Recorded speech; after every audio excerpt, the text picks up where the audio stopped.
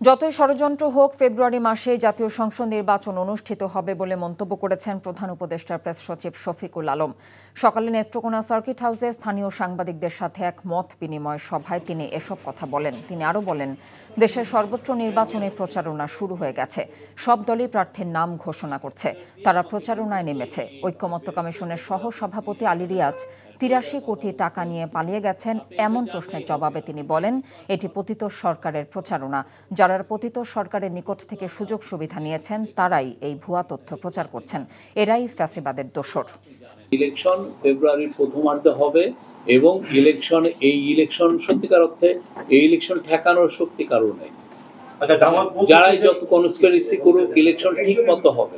আমরা ইলেকশনের কোনো আনসার্টেনিটি দেখছি না, সবাই প্রিপারেশন নিচ্ছেন। এবং আপনি আরেকটা জিনিস, ইলেকশনকে সামনে রেখে আইন শৃঙ্খলা পরিস্থিতিও কিন্তু এখন অনেক বেটার।